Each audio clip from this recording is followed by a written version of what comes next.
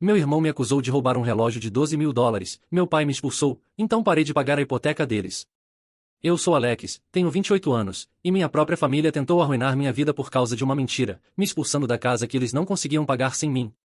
Antes de contar como descobri a verdade e recuperei tudo que tentaram esconder de mim, deixem-me saber de onde vocês estão assistindo nos comentários abaixo. É bom saber que vocês estão aí. Tudo explodiu na festa de aniversário de 22 anos do meu irmão mais novo, Jason. Isso não era um churrasco no quintal com cerveja barata e cachorros quentes. Era uma produção completa, um testemunho da imagem que meus pais, Richard e Diana, estavam desesperados para manter. Eles haviam alugado uma sala de jantar privativa no The Gilded Swan, um daqueles lugares dolorosamente modernos onde os garçons te olham com desdém se seu relógio custa menos que um carro usado. As mimosas custavam $20 o copo, servidas com uma única framboesa artesanal flutuando no centro. Eu sabia disso porque seria eu quem ultimamente pagaria a conta. Eu era o financiador silencioso da ilusão perfeita da família Mitchell, um papel que havia desempenhado por 4 longos anos. O ar na sala estava espesso com o perfume caro e o som de risadas forçadas e quebradiças. Meu tio Thomas, irmão mais rico e bem-sucedido do meu pai, estava comandando a mesa na cabeceira. Ele estava estrondoso, batendo nas costas de Jason e proclamando alto que seu sobrinho estava destinado ao escritório da diretoria. Era uma cena familiar, um ritual tão previsível quanto o dia de ação de graças. Jason era a criança dourada, o prodígio charmoso. Eu era apenas Alex, o quieto, o confiável, aquele que garantia que as contas fossem pagas para que celebrações como essa pudessem acontecer. Eu estava parado no bar, tentando conseguir um simples copo de água, quando os ouvi, Jason e sua namorada, Vanessa. Ela era uma influenciadora de mídia social cuja personalidade inteira parecia ser curada de tendências do Instagram. Eles estavam amontoados juntos, sussurrando. O plano está absolutamente definido, murmurou Jason, com um sorriso presunçoso no lábio. Vanessa deu uma risadinha aguda e cristalina. Oh, vai ser épico. Ele nunca vai ver isso chegando. Eu disse a mim mesmo que não era nada, provavelmente algum TikTok elaborado que estavam planejando, ou uma viagem surpresa. Eu tinha coisas maiores em mente, como os relatórios de ganhos trimestrais que tinha que finalizar para minha posição de analista financeiro sênior na segunda-feira. Eu dispensei suas palavras e foquei na conversa insípida que minha tia estava tentando ter comigo sobre o mercado de ações. Então veio o momento que despedaçaria a minha vida. Jason se levantou, erguendo sua taça de champanhe. A sala ficou em silêncio, esperando um agradecimento sincero. Em vez disso, ele fez uma performance digna de um Oscar. Quero agradecer a todos por estarem aqui para celebrar comigo, começou, sua voz já espessa com emoção fabricada. Significa muito, mas tenho que compartilhar algo terrível. Ele fez uma pausa, deixando o drama pairar no ar. O relógio do meu avô, o Rolex Vintage que ele me deu pouco antes de morrer, foi roubado. Uma onda de suspiros chocados se espalhou pela sala. Minha tia Patrícia, uma mulher que vivia por drama, agarrou suas pérolas como se tivesse acabado de testemunhar um assassinato. Os olhos de Jason, frios e duros como lascas de gelo, se fixaram nos meus do outro lado da sala. Procurei por ele em todos os lugares por semanas, disse, sua voz caindo para um sussurro conspiratório que todos podiam ouvir. E então, eu o encontrei. Ele respirou tremulamente, escondido no fundo de uma gaveta no quarto de Alex. O tempo parou, o tilintar dos talheres, o murmúrio das conversas. Tudo cessou. Cada pessoa naquela mesa, minhas tias, meus tios, os amigos mais próximos dos meus pais, se virou para me encarar. O silêncio era um peso físico pressionando sobre mim, roubando o ar dos meus pulmões. Minha mãe, Diana, foi a primeira a falar, sua voz uma flecha venenosa afiada, em sempre tão ciumento do seu irmão. Ela cuspiu, nem mesmo olhando para mim, mas para os rostos simpáticos de suas amigas.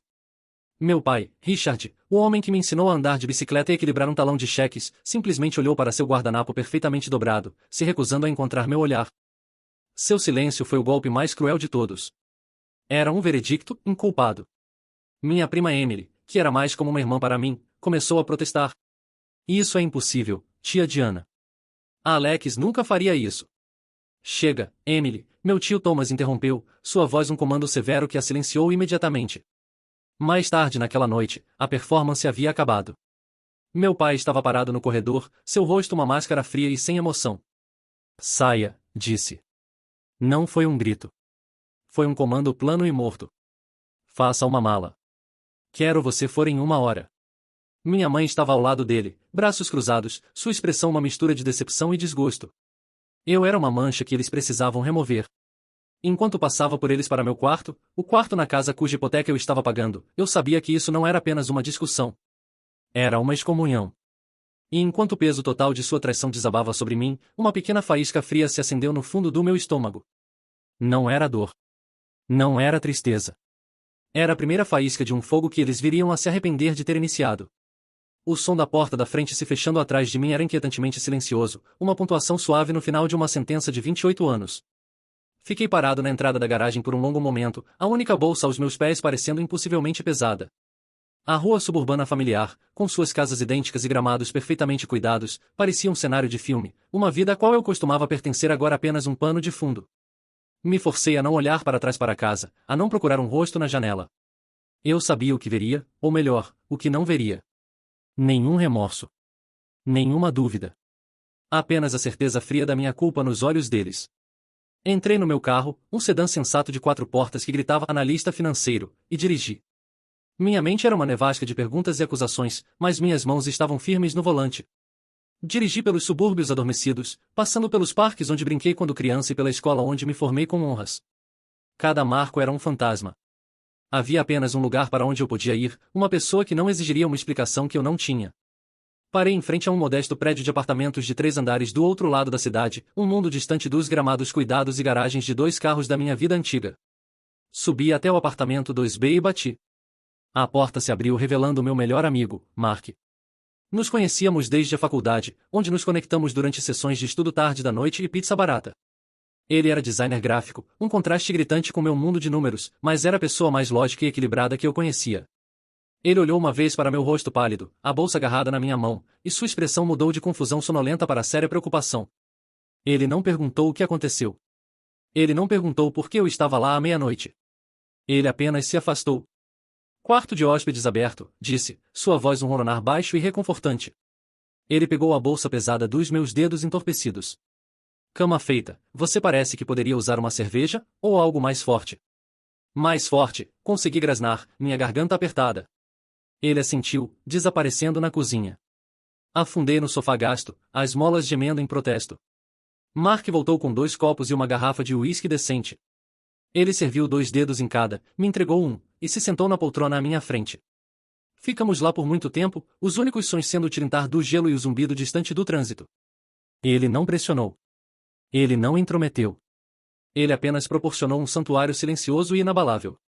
Sua confiança tácita foi o primeiro fôlego de ar em um quarto onde eu estava sufocando. Ele era meu único aliado, o primeiro cidadão de um novo país que eu agora era forçado a construir para mim mesmo. Deitado no escuro no quarto de hóspedes de Mark, olhando para os padrões desconhecidos que as luzes da rua faziam no teto, o passado não era apenas uma memória. Era uma exposição. A evidência da minha própria tolice exposta peça por peça dolorosa.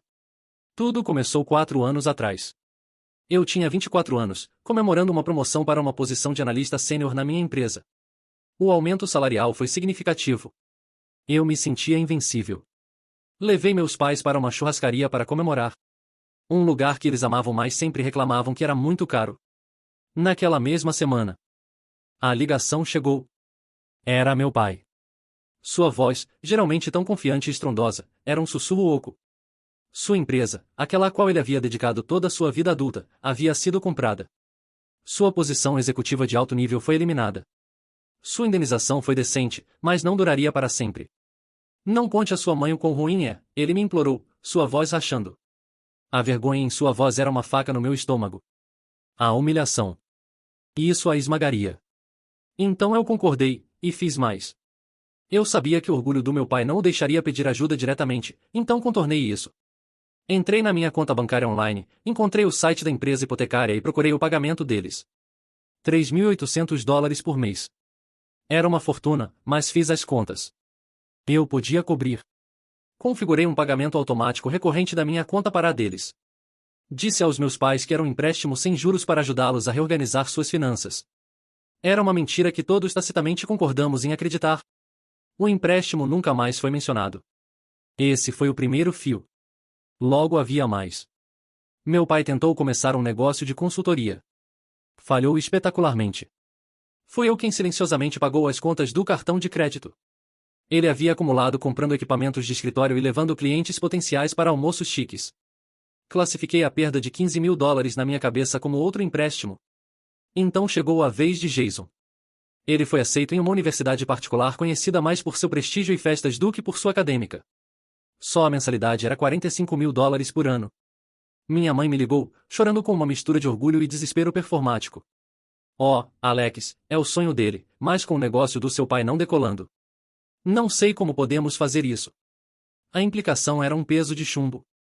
Eu era a solução ambulante e falante da família. Então entrei no portal do tesoureiro da universidade e configurei um plano de pagamento. Meu salário agora estava financiando o futuro do meu irmão. Um futuro que ele sem dúvida usaria para me menosprezar. Tornou-se uma rotina silenciosa. Um e-mail da mamãe com o assunto Ops e uma conta de luz em atraso anexada. Uma mensagem de Jason. Cara, o cabo está fora de novo. Você pode ligar para eles? Eles te ouvem. Tornei-me o concierge da família, seu diretor financeiro, seu faxineiro invisível limpando todas as suas bagunças. Paguei pelas idas trimestrais de Diana a um salão de alta classe na cidade, aquele que custava 400 dólares por visita. Paguei o encanador quando os canos estouraram. Paguei o mecânico quando a transmissão do carro do meu pai falhou. Disse a mim mesmo que estava sendo um bom filho, um irmão responsável.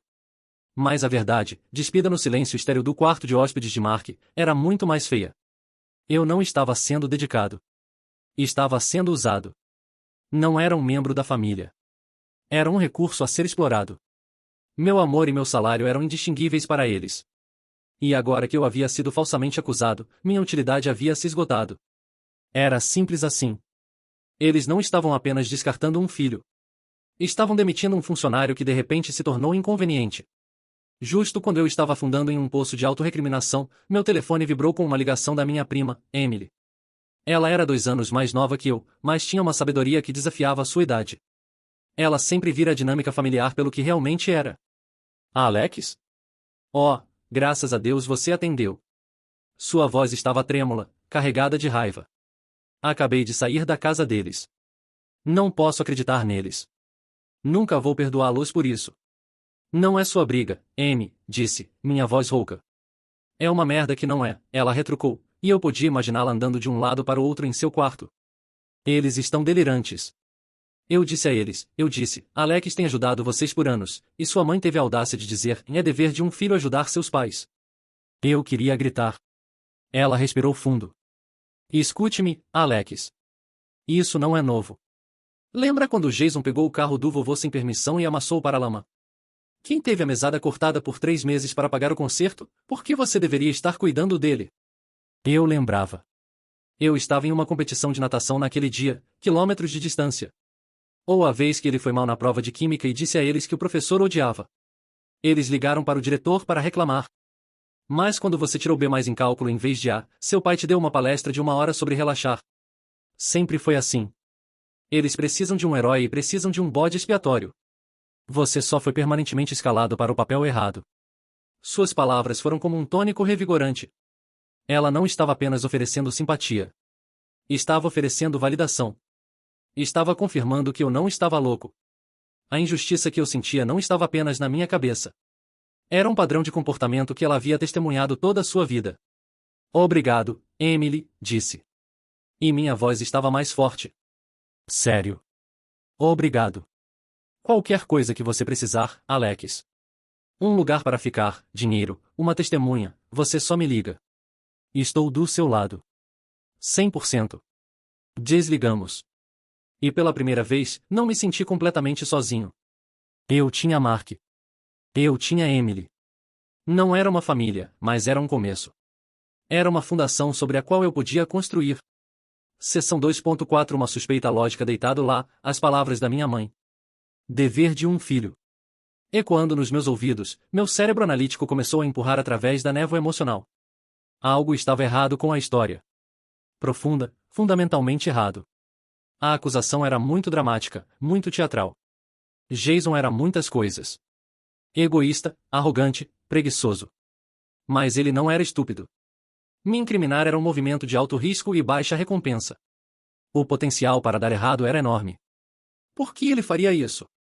Apenas por um momento de satisfação cruel? Não fazia sentido. Então um pensamento mais frio e lógico surgiu. Não era sobre me machucar. Era sobre proteger a si mesmo. Jason estava sempre quebrado. Ele desejava o estilo de vida, as roupas de grife, os gadgets caros, mas não tinha renda. Ele era completamente dependente da mesada da família, que, na realidade, vinha de mim. Mas e se ele precisasse de uma grande quantia em dinheiro? Algo além do que ele podia pedir. O Rolex valia pelo menos 12 mil dólares. Era o bem mais valioso e portátil que ele possuía. A teoria se formou na minha mente, fria e afiada como um caco de vidro. Ele não havia perdido o relógio. Ele o havia vendido. A acusação não era um ataque. Era uma defesa. Era um ataque preventivo para criar uma história, um vilão antes que alguém na família, principalmente meus pais, começasse a perguntar onde sua possessão preciosa havia ido. Ele precisava de um bode expiatório para cobrir seus rastros. Era uma teoria monstruosa. Mas era a única que fazia sentido perfeito e lógico. Combinava com seu caráter, seus motivos, seu desespero. Um novo tipo de determinação se instalou sobre mim. E isso não era mais apenas sobre a traição emocional. Era um quebra-cabeça, um crime financeiro de certa forma. E eu era um analista financeiro. Encontrar a verdade não era mais apenas sobre limpar meu nome. Era sobre provar minha hipótese. Minha família havia começado uma guerra baseada numa mentira. Eu ia terminá-la com os fatos. Na manhã seguinte, o sol cortou um retângulo afiado pela mesa da cozinha de Mark. Sentei-me com meu laptop, uma caneca de café preto fumegando ao meu lado. A raiva da noite anterior havia esfriado num objeto sólido e pesado no meu peito. Era a hora de agir. Isso não era sobre vingança. Era sobre consequências. Era sobre reequilibrar uma equação que havia sido inclinada a favor deles por muito tempo. Abri meu navegador. Meus dedos, geralmente voando pelo teclado analisando dados de mercado, se moveram com precisão lenta e deliberada. Cada clique era uma declaração. Primeiro, a hipoteca. A grande. Naveguei até o portal seguro do meu banco.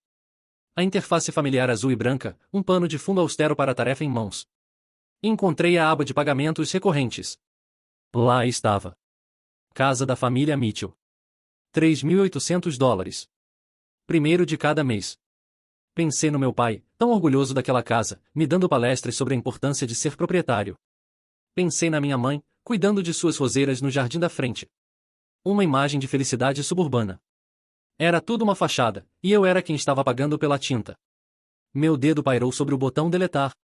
Uma pontada de culpa, um fantasma de velhas lealdades, tentou me parar. Eu a esmaguei. Eles haviam me julgado, me condenado e me exilado. Meu dever havia acabado. Cliquei. Tem certeza de que quer cancelar o pagamento programado? O pop-up perguntou. Cliquei sim sem hesitação. O item de linha, a maior corrente financeira me ligando a eles, desapareceu. Em seguida, o futuro de Jason. Entrei no portal de pagamento de mensalidade de sua universidade particular. O número de identificação de estudante dele estava salvo no meu navegador. A próxima parcela de sua educação de 45 mil dólares por ano vencia em 2 semanas. Naveguei para gerenciar planos de pagamento.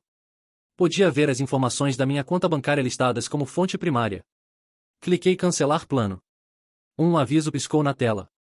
O cancelamento deste plano de pagamento pode resultar numa retenção na conta do estudante e pode afetar o status de matrícula.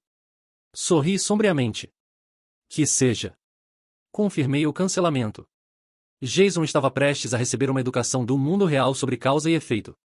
Então veio o desenrolar sistemático de seus confortos diários. O plano de telefone celular da família. Eu era o titular principal das 4 linhas. Entrei e iniciei uma transferência de propriedade para os 3 números deles. Agora eles seriam responsáveis por suas próprias contas. A solicitação levaria 24 horas para processar, momento em que o serviço seria suspenso até que eles configurassem seu próprio pagamento. O pacote premium de cabo e internet gigabit. Aquele que Jason precisava para seus jogos online e Vanessa precisava para seu streaming infinito. Encontrei o número da conta num e-mail antigo e iniciei um chat online com atendimento ao cliente. 10 minutos depois, o serviço estava programado para desconexão no final do ciclo de faturamento. Finalmente, as pequenas dívidas insidiosas. O cartão de crédito que minha mãe usava para seus pequenos extras. Entrei, vi o saldo de algumas centenas de dólares, e paguei tudo. Era o último dólar do meu dinheiro que eles jamais veriam. Então me removi como pagador autorizado e fechei a conta. Quando terminei, me recostei na cadeira e fechei o laptop. O apartamento estava silencioso. Mas na minha cabeça, estava ensurdecedoramente alto. Era o som de algemas se quebrando. O som da liberdade. Não havia destruído nada. Havia simplesmente parado de sustentar tudo. Agora eu apenas esperaria e assistiria a desabar. O primeiro tremor atingiu 9 dias depois. Começou, como eu esperava, com medo de influência de Jason. Uma mensagem de um número que eu não reconhecia. Aí Alex, Jay disse para te procurar. A internet está fora. Ele precisa para um projeto da escola. Conserta isso. Um projeto da escola. A mentira era tão preguiçosa que era quase insultante. Deletei a mensagem e bloqueei o número. Uma hora depois, um número diferente, um amigo diferente. Cara, que há com o Wi-Fi? Vanessa está tendo um ataque. Diz que está perdendo seguidores. Imaginei seu pânico. Seu mundo perfeitamente curado cortado de sua fonte de validação. Uma pequena parte fria de mim aproveitou a imagem. Bloqueei esse número também. No dia seguinte, o primeiro correio de voz do meu pai apareceu. Sua voz estava carregada com uma casualidade forçada que fedia ansiedade. Alex, é seu pai. Só ligando para, dar uma checada. Recebemos uma mensagem automatizada estranha da empresa hipotecária. Algo sobre um pagamento em atraso. É obviamente um erro da parte deles. Algum problema no computador. Mas imaginei que você podia ligar para eles e resolver. Você sabe como essas pessoas podem ser incompetentes. Me liga. Um problema no computador. A negação era impressionante. Ele nem conseguia conceber um mundo onde eu não estava silenciosamente cuidando das coisas. Salvei o correio de voz. Era evidência A. Então o próprio Jason mandou mensagem. Sua arrogância usual substituída por pura fúria. Meu telefone está desligado. Meu telefone. O que você fez? Tenho que usar o Wi-Fi para mandar isso. A ironia era linda. Digitei minha única resposta. Não fiz nada, Jason. Apenas parei de fazer tudo. Sua resposta foi uma sequência de raiva incoerente e cheia de erros de digitação. Li uma vez, saboreei o pânico, e então bloqueei seu número. Os tremores estavam ficando mais fortes. Foquei no meu trabalho, canalizando a energia turbulenta em produtividade. Fiquei até tarde, peguei um projeto extra, e mergulhei em análises de mercado complexas que exigiam toda a minha concentração. Meu trabalho estava limpo, preciso e lógico. Era o completo oposto do caos emocional da minha família. Meu chefe, Sr. Landon, um homem afiado que não perdia nada, comentou sobre isso durante uma reunião de equipe. Alex, suas últimas projeções estão certeiras. Seja lá o que você está fazendo, continue assim. Eu estava construindo uma nova reputação, baseada no meu próprio mérito, longe dos títulos de filho e irmão. A fortaleza da minha nova vida estava sendo construída, tijolo por tijolo, e o barulho do mundo exterior estava começando a diminuir. O terremoto atingiu no dia 14.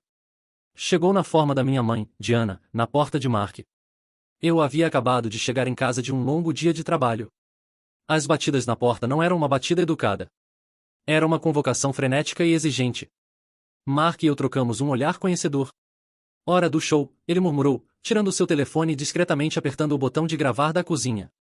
Abri a porta. Minha mãe estava lá, um retrato de angústia fabricada. Seu casaco de grife estava imaculado, seu cabelo perfeitamente penteado, mas seus olhos estavam arregalados com um pânico desesperado e teatral. Ela passou por mim para dentro do apartamento, completamente ignorando Mark. Alex, graças aos céus.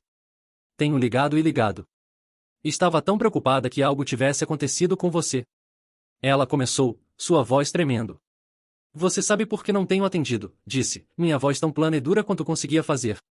O que você quer, Diana? Seu rosto se desfez na deixa, lágrimas brotaram em seus olhos. Era uma performance que eu havia visto centenas de vezes, geralmente empregada para conseguir o que ela queria. O que eu quero? Ela sussurrou, alcançando meu braço. Me afastei. Quero minha família de volta junta. Quero que você pare com isso. Essa cruzada não é sobre nós, Alex. É seu pai. Sua saúde, ele tem um coração fraco, você sabe disso. O estresse de tudo isso está matando ele. Lá estava. A clássica viagem de culpa. Não era culpa dela, ou de Jason, ou do meu pai. Era minha. Minha culpa por reagir à crueldade deles. Minha culpa por não aceitar silenciosamente meu papel como bode expiatório e caixa eletrônico da família. Deixe-me entender direito, disse, minha voz perigosamente quieta. O estresse de seu filho sendo falsamente acusado e expulso de casa não afetou a saúde dele. Mas o estresse de ter que pagar sua própria hipoteca? Essa é a coisa que vai matá-lo. Você está distorcendo minhas palavras, ela gritou. As lágrimas agora fluindo livremente. Nós te demos tudo. Sacrificamos tanto por você e seu irmão. Soltei uma risada curta e amarga. Sacrificaram? O que vocês sacrificaram, mãe? Seus sacrifícios tinham uma etiqueta de preço, e meu salário era quem estava pagando por ela. Vocês não sacrificaram. Vocês gastaram. E eu paguei. Esse era nosso acordo. Mas o negócio acabou. Suas lágrimas desapareceram como se num interruptor. A mãe suave e ferida se foi. Substituída por uma fúria fria e venenosa. A Diana real, você é uma criança ingrata e egoísta. Depois de tudo que fizemos por você, pensar que você nos abandonaria por um mal-entendido. Um mal-entendido? Retruquei, minha própria raiva finalmente estourando. Vocês me chamaram de ladrão na frente de toda a nossa família e me jogaram na rua. Isso não é um mal-entendido. Isso é uma escolha. E minhas escolhas de agora em diante são minhas. Agora, por favor, saia do apartamento do meu amigo. Ela me encarou, sem palavras. A realização de que suas velhas táticas, suas lágrimas e sua culpa, não tinham mais poder sobre mim estava amanhecendo em seu rosto. Era como assistir uma rainha perceber que seus súditos não a temiam mais. Ela se virou, suas costas rígidas com indignação, e saiu batendo a porta com tanta força que um quadro na parede de Mark balançou. Mark parou de gravar, um assobio baixo escapando de seus lábios. Cara, isso foi intenso. Me encostei na porta, meu corpo tremendo com adrenalina. A guerra estava longe de acabar, mas eu havia acabado de vencer uma grande batalha. Havia recuperado meu poder, e agora ia usá-lo para descobrir a verdade. O confronto com minha mãe foi a confirmação final. Minha teoria sobre Jason vender o relógio não era mais apenas uma possibilidade. Era a única explicação lógica. Me vingar numa discussão aos gritos era uma coisa, mas não era suficiente. Eu precisava de prova irrefutável, uma cadeia de evidências tão forte que demoliria toda a sua narrativa de mentiras. Era hora de parar de ser a vítima e começar a ser o analista. Minha missão começou com um único ponto de dados, o próprio Rolex.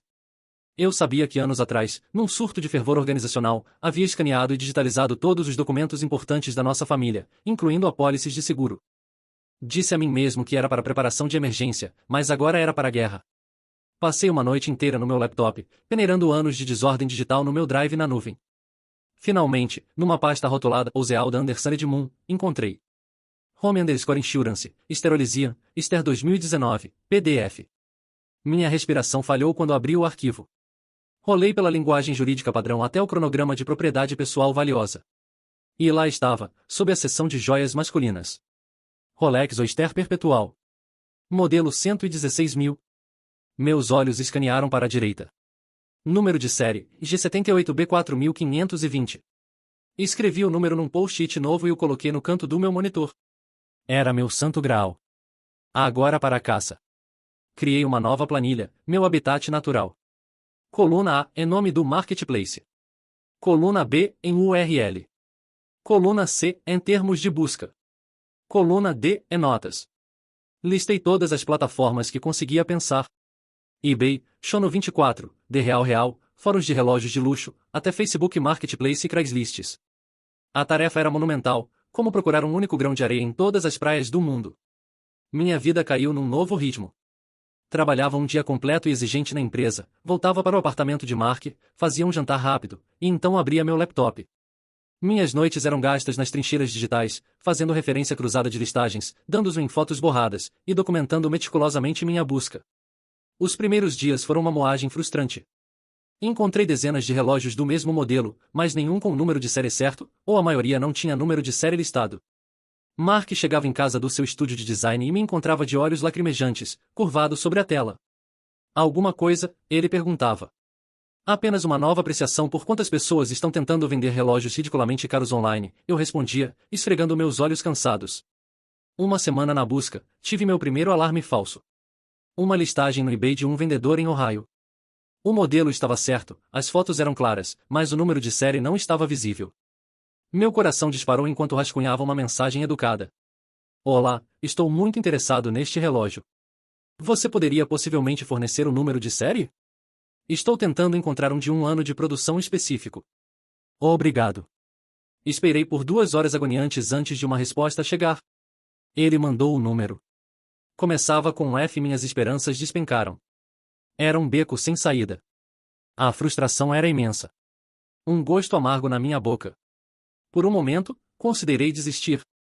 Talvez Jason fosse mais esperto do que eu pensava.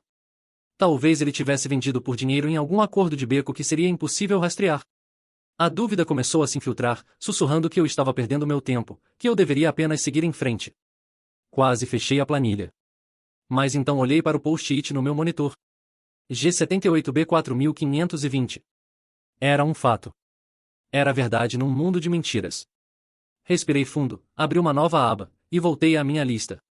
Não deixaria eles vencerem. A descoberta veio numa terça-noite, quase 2 semanas na minha busca obsessiva. Estava no meu último fórum da noite. Um site nicho para colecionadores de relógios vintage chamado Horologe Heaven. Estava prestes a desistir quando uma nova listagem, postada apenas 3 horas antes, chamou minha atenção. WTS. Vintage Rolex Op 1, 16.000 ótimo estado. O nome de usuário do vendedor era genérico, em WatchGuy 88. Meu pulso acelerou.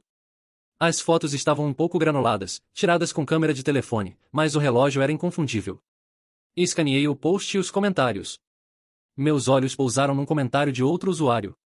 Pode postar uma foto mais clara do fundo da caixa? Quero checar por polimento onde? E abaixo, uma resposta de WatchGuy 88. Claro, aqui vai. Ele havia anexado uma nova foto de alta resolução. Minhas mãos estavam tremendo enquanto baixei a imagem e a abri num visualizador de fotos. Desde, melhorando os pixels até a imagem ser um mosaico de quadrados. Mas a gravação estava lá. Inconfundível. G78B4520. Levantei da cadeira, um grito estrangulado escapando dos meus lábios. Mark veio correndo do seu quarto. O quê? O que é? Encontrei, sussurrei, apontando para a tela. Encontrei a porra do relógio. Mas conforme a onda inicial de adrenalina diminuiu, meu cérebro de analista assumiu novamente. Olhei mais de perto para a foto. O relógio estava descansando numa mesa. No fundo, parcialmente fora de foco, estava um pôster pregado na parede. Era um pôster escuro e gráfico de uma banda de metal, Serpens Kiss. Era uma banda terrível, mas reconheci o pôster instantaneamente. Era o mesmo que adornava a parede do melhor amigo de Jason, Kevin, em cada uma de suas postagens de mídia social. Meu Deus! Ele não era apenas desleixado, era um idiota. Havia conseguido seu amigo para vendê-lo por ele. Eu o tinha, mas uma captura de tela não era suficiente. Eu precisava ligá-lo ao crime com uma conversa. Precisava preparar uma armadilha. Passei a próxima hora criando uma identidade digital completamente nova. Uma nova conta de e-mail com um nome simples, em david.peterson78@email.com. Um novo perfil no Horologe Heaven. Meu nome de usuário, em Sirius Buyer 22. Minha foto de perfil era uma foto estoque de um pôr do sol genérico. Elaborei minha mensagem introdutória com cuidado de um cirurgião. Para WatchGuy 88 assunto, e pergunta sobre sua listagem Rolex Op 16000. Olá. Vi seu post no fórum. É um relógio lindo, exatamente o modelo que meu pai costumava ter. Estou extremamente interessado em comprá-lo. Estava me perguntando se você poderia me fazer um pequeno favor. Poderia fazer um vídeo curto do relógio só para eu poder ver o ponteiro dos segundos se movendo suavemente?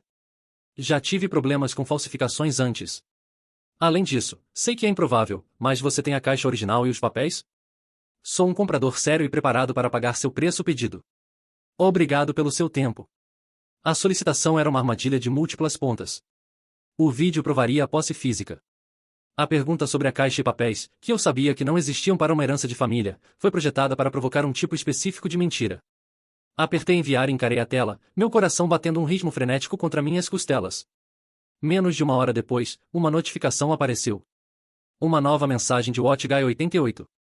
De WatchGuy 88 assunto, e repergunta sobre sua listagem Rolex Op 16000. Ei David, obrigado pelo interesse. Este é um relógio fantástico, mantém tempo perfeito. Sem problema no vídeo, posso conseguir isso para você amanhã. E desculpa, sem caixa ou papéis com este. Foi uma peça de herança. Me avise se ainda está interessado depois de ver o vídeo. Uma peça de herança. A audácia, a pura e impressionante audácia da mentira. Ele estava usando uma desculpa sentimental para vender o próprio símbolo de sua própria herança. Na tarde seguinte, o arquivo de vídeo chegou na minha caixa de entrada. Tinha 15 segundos, trêmulo e mal iluminado. Mas era tudo o que eu precisava. Mostrava o relógio tic-taqueando na mesa, com o canto do pôster Serpens Kiss visível no fundo. A mão de Kevin virou para mostrar o fundo da caixa. E por um momento fugaz, ouvi uma voz no fundo, abafada mais distinta. Cara, se apressa, Vanessa está me ligando de volta. A voz de Jason. Salvei o vídeo. Salvei os e-mails. Tirei capturas de tela pristinas e continuei de toda a conversa. Compilei tudo numa pasta na minha área de trabalho e arrotulei a verdade. A caçada havia acabado. A evidência estava garantida. A armadilha estava pronta para ser acionada. Tudo o que restava era convocar a presa. Por 2 dias completos, a pasta rotulada A Verdade ficou na minha área de trabalho, um barril de pólvora digital. Resisti ao impulso de imediatamente enviá-la por e-mail para meus pais com um triunfante "eu disse a vocês". Isso seria muito fácil. Permitiria que eles controlassem a narrativa, que criassem novas mentiras na privacidade de sua própria casa. Não, isso exigia uma performance. Um ato final no teatro de crueldade que eles haviam construído. Tinha que ser ao vivo. Tinha que ser no palco deles. Com uma respiração profunda que fez pouco para acalmar a batida frenética do meu coração, peguei meu telefone e disquei o número do meu pai. O som do telefone tocando no meu ouvido era como um cronômetro. Ele atendeu no segundo toque, sua voz cautelosa, desconfiada. Ah, Alex. Oi, pai, disse. Havia ensaiado meu tom. Não bravo. Não acusatório. Estava mirando cansado, abatido e contrito. Eu. Acho que precisamos conversar. Podia praticamente ouvir as engrenagens girando na cabeça dele. Conversar sobre o quê? Ele perguntou, sua voz carregada de suspeita. Sobre tudo, disse, deixando um suspiro escapar dos meus lábios. Toda essa situação. Já durou tempo suficiente. Tenho pensado muito. Fiz uma pausa, deixando a isca balançar. Talvez eu tenha exagerado. Talvez haja uma maneira de consertarmos isso. Gostaria de vir amanhã à noite e conversar. Com você e a mãe e Jason. Todos nós. Precisamos resolver isso como família. Eu estava oferecendo exatamente o que seus egos desejavam. Minha capitulação. Meu retorno como filho pródigo. Pronto para implorar perdão. Houve um longo silêncio do lado dele.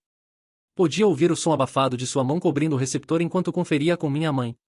Podia distinguir sussurros empolgados e finos. Diz que quer conversar. Consertar as coisas. Finalmente caindo em si. Ele voltou à linha, sua voz transformada. Agora estava pingando com uma camada grossa e melosa de calor paternalista que fez minha pele arrepiar. Claro, filho. Claro. Sua mãe e eu gostaríamos muito disso. Sabíamos que você faria a coisa certa eventualmente. Somos sua família, Alex. Sempre te receberemos em casa. Casa. A palavra era uma ironia amarga. Que tal amanhã à noite? Disse. 7 horas? Estaremos aqui, disse, a satisfação autojusta praticamente escorrendo pelo telefone. Teremos o jantar esperando. Desliguei, minha mão tremendo. O palco estava montado.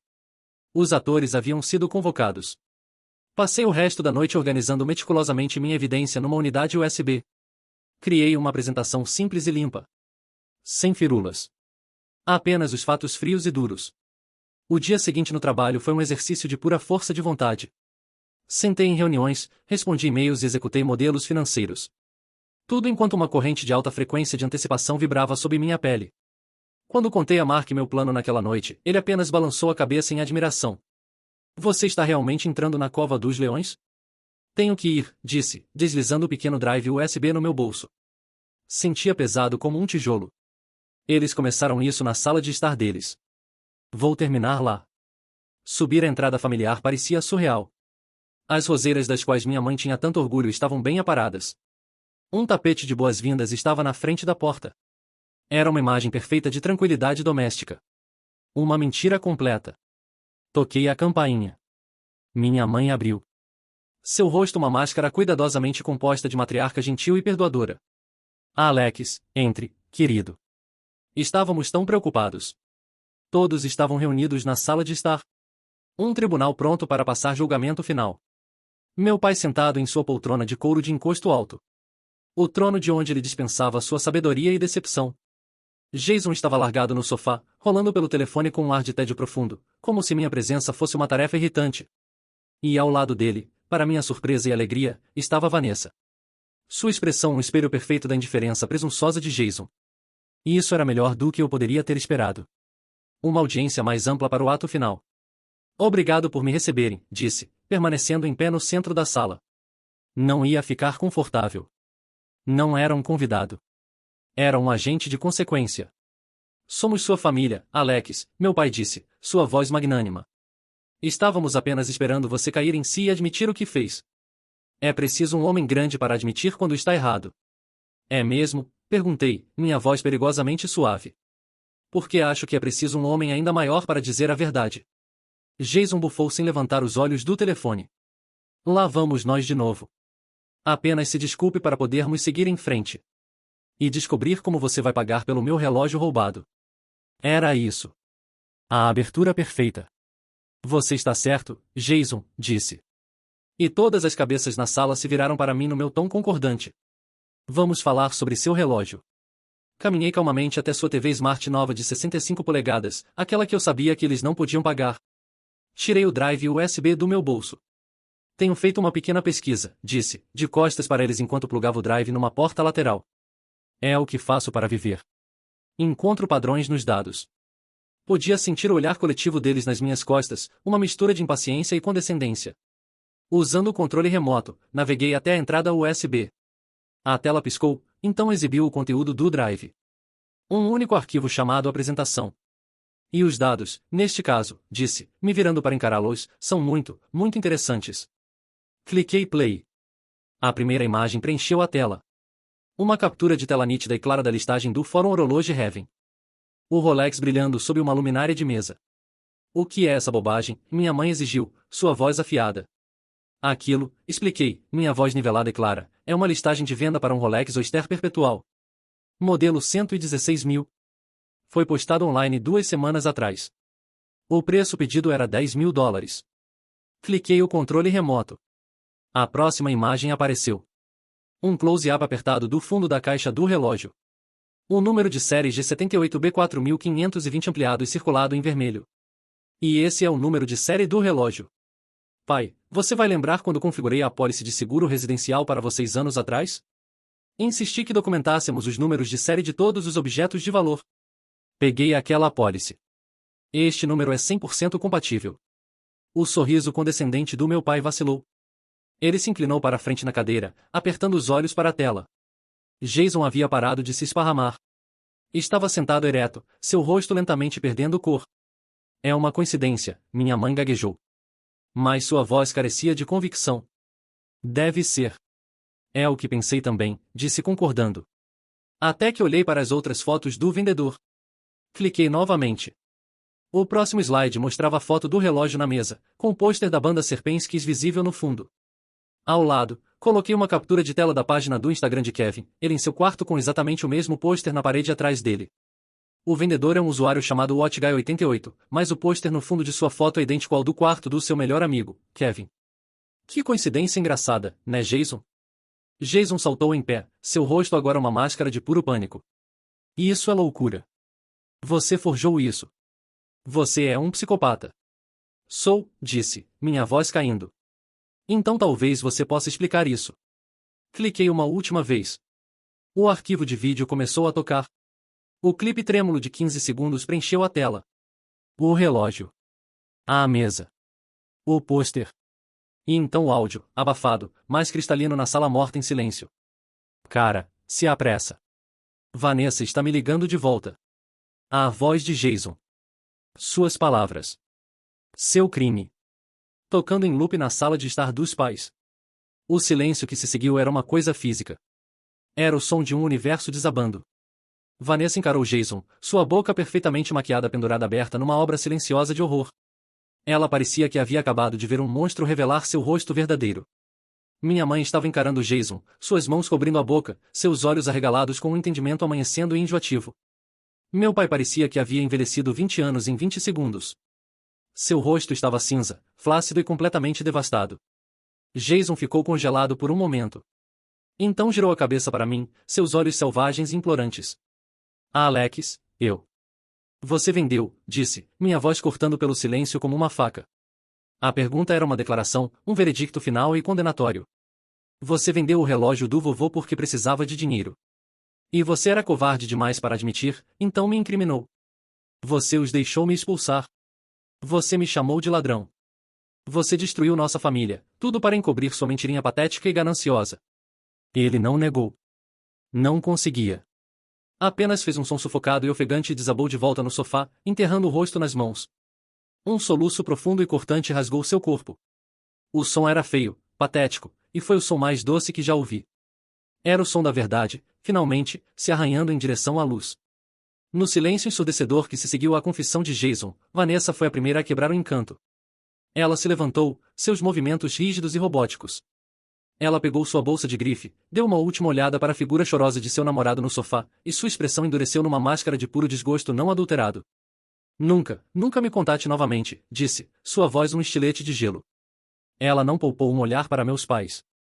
Apenas se virou e saiu pela porta da frente, o clique decisivo dela fechando, ecoando a finalidade de uma guilhotina.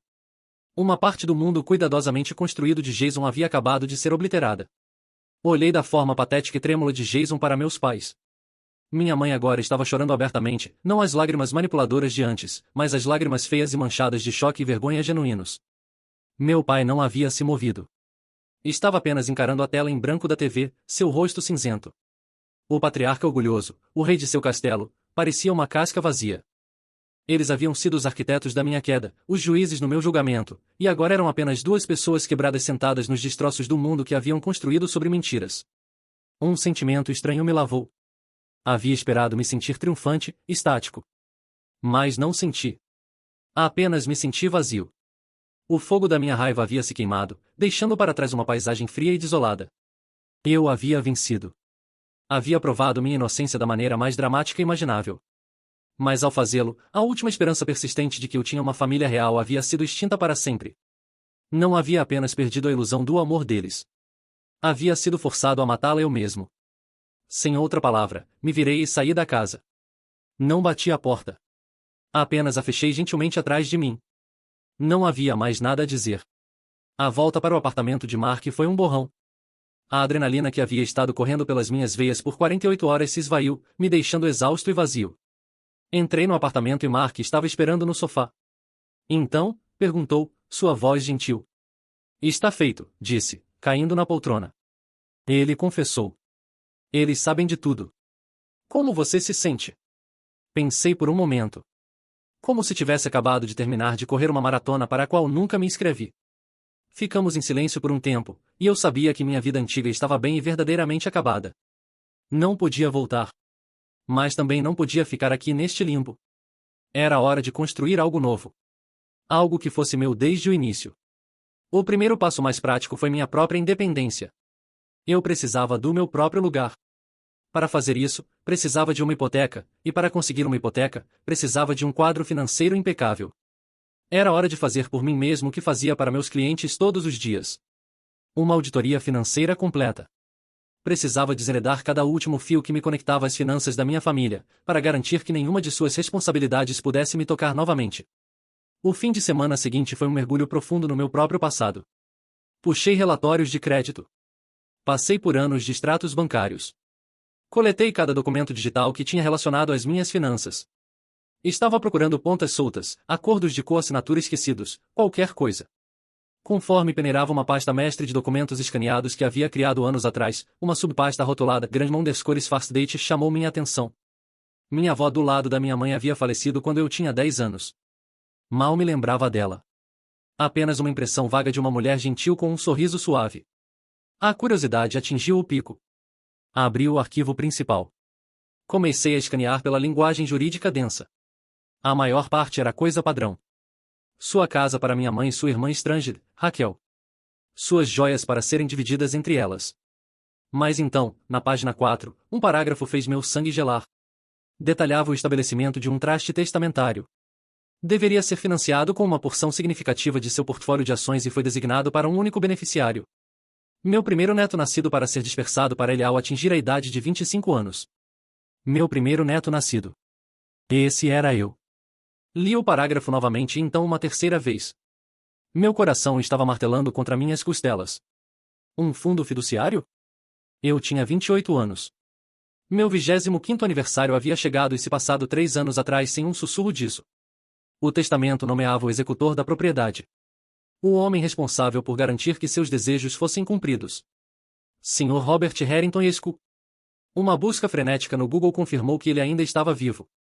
Um advogado de propriedades aposentado vivendo numa cidade a 1 hora de distância. Minhas mãos estavam tremendo tanto que mal conseguia discar seu número. Me sentia como se estivesse parado na borda de um penhasco, prestes a olhar para baixo num abismo de decepção muito mais profundo do que jamais poderia ter imaginado. Sr. Harrington tinha uma voz gentil e a vozinha ao telefone. Quando expliquei que era neto de Rose Mitchell e tinha perguntas sobre o testamento dela, ele concordou em me ver na tarde seguinte. Seu escritório em casa era um santuário de dignidade do velho mundo, cheio do cheiro de papel envelhecendo e graxa de limão. Ele se sentou atrás de uma grande mesa de mogno. Seus olhos gentis e inteligentes me estudando por cima do topo de seus óculos de leitura enquanto eu expunha a minha história. Não contei sobre Jason ou o relógio. Simplesmente disse que havia recentemente descoberto o testamento da minha avó e uma cláusula sobre um fundo fiduciário de que nada sabia. Entreguei a cópia impressa. Ele leu a cláusula e um suspiro profundo e cansado escapou de seus lábios. Ele tirou os óculos e esfregou a ponte do nariz. Sua expressão nublou com um arrependimento profundo e profissional. Lembro-me deste traste distintamente, disse, sua voz suave. Sua avó foi muito específica sobre ele. Ela estava preocupada que seus pais fossem, digamos, frívolos com suas finanças. Ela queria garantir que você tivesse um começo seguro na sua vida adulta, independente deles. Nunca ouvi uma palavra sobre isso, Sr. Harrington, disse, minha voz apertada. Meu 25º aniversário chegou e se passou 3 anos atrás. Ele me olhou diretamente nos olhos e pude ver uma tristeza genuína lá. Alex, como executor e trustee, eu era legalmente obrigado a contatá-lo no seu 25º aniversário e eu fiz. Ou melhor, contatei seus pais para conseguir seu endereço atual e informações de contato já que você estava na faculdade na época. Ele fez uma pausa, escolhendo suas próximas palavras cuidadosamente. Eles responderam. Me contaram uma história bastante convincente. Que tipo de história? Perguntei, meu estômago se apertando num nó frio. Eles me disseram que você estava tendo alguns problemas pessoais significativos, disse, as palavras pesadas com desculpa. Disseram que você havia se envolvido com uma turma ruim, que havia desenvolvido um problema de jogo e já estava numa grande dívida. Eles alegaram que dar a você uma grande quantia de dinheiro naquele momento seria a pior coisa possível para você. Disseram que arruinaria a sua vida. A audácia disso roubou minha respiração. Eles haviam me pintado como um degenerado para roubar minha herança. Eles me imploraram, continuou, para sua própria proteção, para permitir que eles continuassem gerenciando o traste em seu nome, para dar a você pequenas quantias conforme necessário para que você não desperdiçasse tudo. Como trustee, eu tinha um dever fiduciário de agir no seu melhor interesse. Baseado nas informações, as informações falsas que eles forneceram, tomei uma decisão. Concordei. Vejo agora que foi um erro grave. Fui manipulado. E por isso, sinto-me profundamente arrependido. Me senti tonto, a sala inclinando ligeiramente. Era muito pior do que eu pensava. Essa não era uma traição recente. Era uma conspiração que havia se estendido por toda a minha vida adulta. Quanto? Sussurrei. Quanto era? Sua avó inicialmente financiou o traste com um portfólio de ações avaliado em $85.000, disse. Ele se virou para seu computador, seus dedos voando pelo teclado. Após 2 décadas de crescimento de mercado e dividendos compostos, e subtraindo as taxas de gestão e distribuição que seus pais cobraram do traste por seus serviços, ele parou de digitar, uma expressão sombria no rosto. A partir do fechamento do mercado desta manhã, o valor atual do traste é de $95.427. $95.000. Enquanto eu estava drenando meu salário para pagar a hipoteca deles, eles estavam sentados em quase 100 mil do meu dinheiro, dinheiro que minha avó havia deixado especificamente para mim. Me recostei na cadeira, uma única risada áspera escapando dos meus lábios. Eles não apenas me chamaram de ladrão, Sr. Harrington, disse, minha voz tremendo com uma nova raiva ártica. Eles eram os ladrões, o tempo todo. Sim, eram, disse, sua voz firme, e suas ações constituem uma séria quebra de dever fiduciário, sem mencionar fraude direta. Alex, estou saindo da aposentadoria para este único caso. Vamos apresentar as petições judiciais necessárias para ter o traste imediatamente transferido para seu controle exclusivo, e vamos garantir que você recupere cada centavo que eles desviaram em taxas. Farei isso pro bono. É o mínimo que posso fazer para corrigir um erro que inadvertidamente possibilitei. Saí daquele escritório para o sol brilhante da tarde, mas não estava vendo o mundo ao meu redor. Estava vendo o meu futuro, um futuro que era finalmente, verdadeiramente meu. Eles haviam tentado me enterrar, mas não perceberam que haviam plantado uma semente. E com essa herança, essa semente estava prestes a receber muito mais fertilizante. 1 ano depois. O homem que olhava de volta para mim do reflexo na janela do chão ao teto não era o mesmo homem que havia sido exilado da casa da família 1 ano atrás.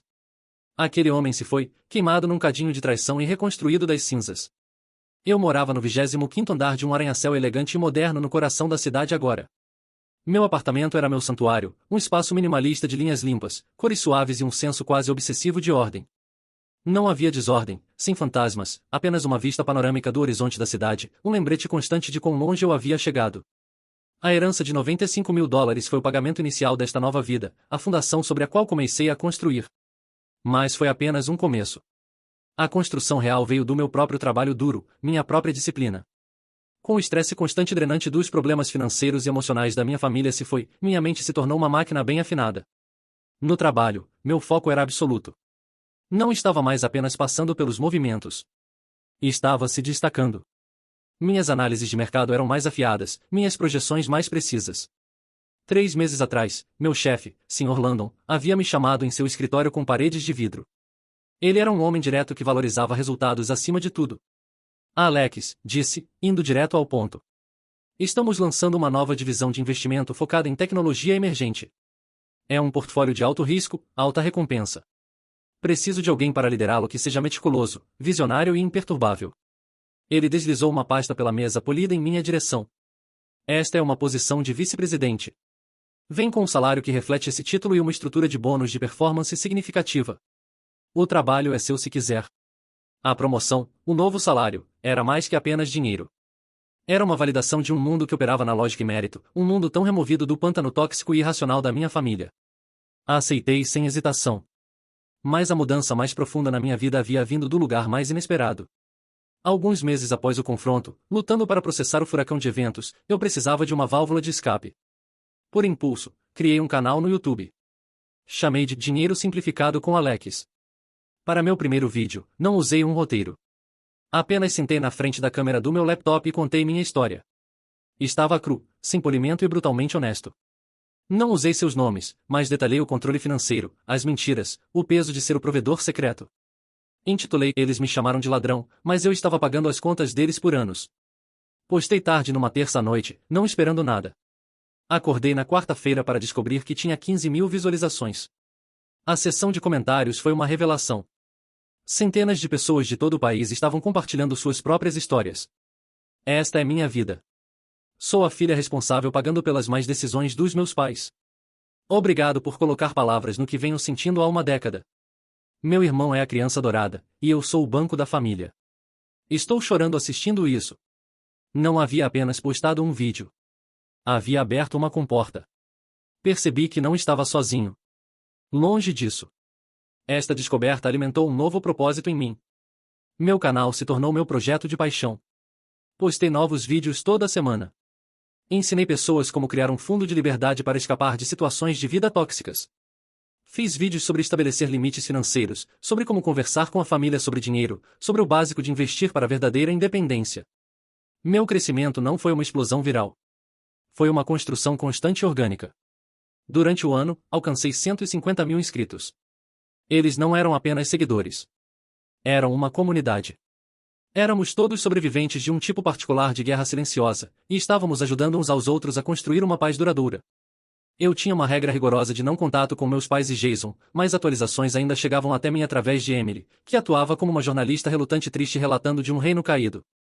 A execução hipotecária da casa foi finalizada 6 meses após o confronto. O banco apreendeu a propriedade que havia sido palco de tanto drama da minha família e meu próprio sacrifício silencioso. Emily descreveu uma venda imobiliária sombria e humilhante onde minha mãe, uma mulher que antes se orgulhava de seus móveis de grife, foi forçada a vender suas posses preciosas por frações de seu valor para estranhos pechinchando por cada dólar. Richard e Diana agora alugavam um apartamento apertado de 2 quartos numa parte da cidade que ela costumava se referir como o lado errado dos trilhos. O gramado cuidado foi substituído por um pátio de concreto rachado. A garagem de 2 carros agora era uma vaga designada num estacionamento compartilhado e manchado de óleo. Richard, o ex-executivo que costumava usar ternos sob medida, agora trabalhava a meio período reabastecendo prateleiras numa loja de ferragens local. Emily disse que a confiança estrondosa que ele uma vez teve se foi, substituída por uma curvatura permanente derrotada nos ombros. A queda de Jason foi ainda mais precipitosa. Sua humilhação pública nas mãos de Vanessa, que havia criado um longo post de mídia social sobre ser enganada por um narcisista manipulador, havia sido devastadora. Seu círculo social, construído numa fundação da riqueza percebida dos pais e seu próprio charme superficial, evaporou durante a noite. Ele era um pária na nossa cidade natal. A família estendida, como o tio Thomas e tia Patrícia, que foram tão rápidos em me condenar, agora estavam conspicuamente ausentes da vida dos meus pais. Eles não queriam nada com o drama da família Mitchell. No momento em que o dinheiro e status desapareceram, eles também. Uma noite, meu telefone se iluminou com uma mensagem de um número desconhecido. Alex, é a mãe. Podemos por favor encontrar uma maneira de conversar? 1 ano atrás, essa mensagem teria amarrado meu estômago em nós. Agora, apenas senti uma tristeza clínica distante. Havia começado a ver uma terapeuta, doutora Keller, uma mulher afiada e perspicaz que estava me ajudando a navegar as consequências complexas. Seguindo seu conselho, não respondi. Apenas deletei a mensagem. Algumas feridas não são feitas para serem reabertas. Minha nova vida era sobre construir conexões saudáveis, não reviver as tóxicas. Numa conferência de tecnologia financeira onde fui convidado a falar num painel, conheci Olivia. Ela era uma estrategista de marketing brilhante que dirigia sua própria empresa. Após o painel, começamos a conversar. Ela me disse que havia começado sua empresa com o dinheiro que havia economizado para escapar de sua própria família financeiramente controladora. O reconhecimento foi instantâneo. Ela não apenas entendia minha história num nível intelectual. Havia vivido sua própria versão dela. Nossa conexão foi imediata e elétrica. Começamos a colaborar numa série de workshops para minha comunidade do YouTube, combinando minha expertise financeira com sua sagacidade de marketing. Nossa parceria de negócios rapidamente floresceu em algo mais. Com Olivia, não havia jogos mentais, agendas ocultas. Havia apenas respeito, admiração e um amor fácil e apoiador que nunca soube que era possível. Ela era minha parceira em todos os sentidos da palavra. A notícia final e mais estranha veio, como sempre, de Emily. Ela havia encontrado Jason numa cafeteria perto da faculdade comunitária local. Ele estava trabalhando atrás do balcão, anotando pedidos. Ele parecia mais magro, disse ela, e a arrogância havia se ido, substituída por uma energia quieta e nervosa. Ele disse a ela que estava matriculado no programa de estudos paralegal. Estava pagando por isso com seus salários da cafeteria. Havia se desculpado com ela, seus olhos cheios do que parecia vergonha genuína por como havia me tratado. Não foi um final feliz para ele. Não foi redenção. Foi apenas uma consequência. Uma criança-homem finalmente forçada a crescer, uma xícara de café e um livro didático de cada vez. E por alguma razão, isso pareceu mais real e mais satisfatório que qualquer desculpa que ele jamais poderia ter me dado. O salão de baile do hotel do centro estava fervilhando. A placa do lado de fora dizia, Cúpula de Liberdade Financeira, discurso principal por Alex Mitchell. 1 ano atrás, eu era objeto de sussurros e falsas acusações. Agora era a manchete. Fiquei nos bastidores, olhando por uma fresta na cortina para as 500 pessoas encontrando seus assentos. Eram de todas as idades, todas as origens, todas unidas por um desejo de tomar controle de suas vidas. Caminhei até o palco para uma onda de aplausos calorosos. As luzes brilhantes estavam quentes, mas me senti calmo. Este era meu novo elemento. Falei por 45 minutos. Compartilhei gráficos e dados. Falei sobre diversificação de investimentos e contas de aposentadoria com vantagens fiscais. Mas esse não era o núcleo da minha mensagem. O núcleo era sobre o que dinheiro realmente é. Uma ferramenta. Uma ferramenta para a segurança, uma ferramenta para a liberdade, e mais importante, uma ferramenta para estabelecer limites. Independência financeira não é sobre comprar uma Lamborghini, disse a multidão, minha voz ressoando com uma convicção nascida da experiência. É sobre ter o poder de se afastar de um trabalho tóxico. É sobre ter os recursos para deixar um relacionamento que está te drenando. É sobre poder dizer não a pessoas que acreditam que seus recursos, seu tempo e sua vida pertencem a elas. Verdadeira riqueza é a habilidade de escolher a si mesmo. Terminei meu discurso contando uma versão condensada e anônima da minha história. Falei sobre os pagamentos secretos de hipoteca, a herança roubada, o ato doloroso mais necessário de cortar laços. Podia ver pessoas na audiência concordando, seus olhos brilhando com reconhecimento. Algumas estavam chorando suavemente. Não era apenas um palestrante. Era o reflexo delas. Os aplausos no final foram ensurdecedores, um rugido de validação e entendimento compartilhado. Conforme a multidão começou a se dispersar, fiquei no pódio, juntando minhas anotações, meu coração cheio. Meu olhar se dirigiu para o fundo do salão massivo. A maioria das pessoas estava se dirigindo para as saídas, mas uma pessoa permaneceu sentada na luz fraca da última fileira, uma figura solitária num mar de cadeiras vazias. Mesmo dessa distância, eu sabia quem era. Os ombros curvados, o cabelo grisalho, o terno barato que não se ajustava direito. Era meu pai. Ele não estava se movendo. Estava apenas sentado lá, me observando. Ele parecia pequeno, velho e profundamente triste. Era um fantasma numa festa para a qual não foi convidado. Nossos olhos se encontraram pelo salão cavernoso. Vi um universo de arrependimento, vergonha e talvez, apenas talvez, uma faísca de orgulho no seu olhar. Ele parecia que queria dizer algo, fazer algum gesto, mas estava paralisado pelo abismo entre nós. Um abismo que ele havia cavado com suas próprias mãos. Não sorri. Não acenei. Não ofereci nenhum sinal de perdão. Mas também não desviei o olhar com raiva. Simplesmente segurei seu olhar por um longo momento, então dei um único, lento e deliberado aceno. Não era um convite. Era um reconhecimento, um final. Então me virei, peguei minha garrafa de água, e saí do palco para minha nova vida. Caminhando para longe do palco, para longe do fantasma na última fileira, senti uma profunda sensação de paz se instalar sobre mim. Minha história não havia sido uma busca por vingança. Havia sido um projeto de recuperação. Recuperei meu nome, meu dinheiro e meu futuro. Aprendi a lição mais difícil de todas. Às vezes as pessoas que deveriam te amar mais são as que te seguram, e a coisa mais corajosa que você pode fazer é deixá-las ir. Eles tentaram me enterrar em suas mentiras, mas não perceberam que estavam plantando uma semente. Eles nunca esperaram que eu crescesse. Obrigado a todos por ouvirem minha história. Espero que tenha ressoado com vocês de alguma forma. Vocês já enfrentaram uma situação onde tiveram que escolher entre sua família e seu próprio bem-estar?